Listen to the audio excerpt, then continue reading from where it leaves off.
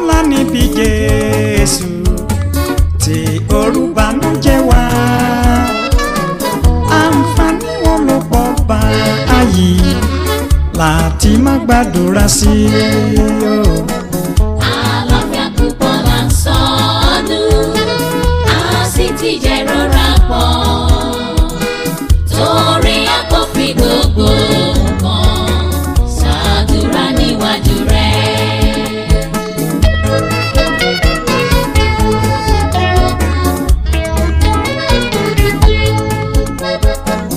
Ìdánwò àwa fún wa àbí àní wàhálà bí a kò gbọ́dọ̀ sàn retí inú ṣàgbàdúrà s'Olúwa.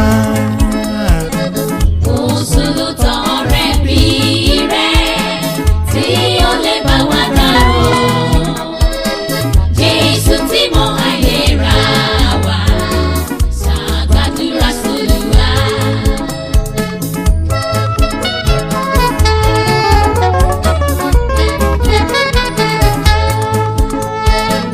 Ọ̀rẹ́, kí ni ìṣòro rẹ?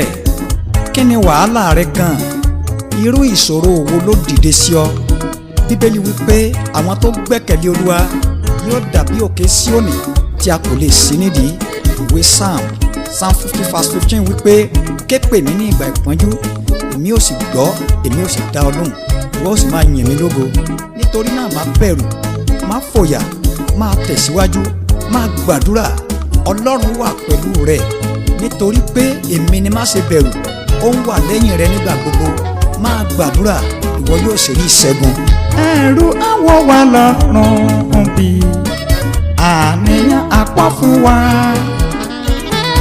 Olùgbàlà jẹ́ ààbò wa, ṣàgbàdúrà s'Olúwa.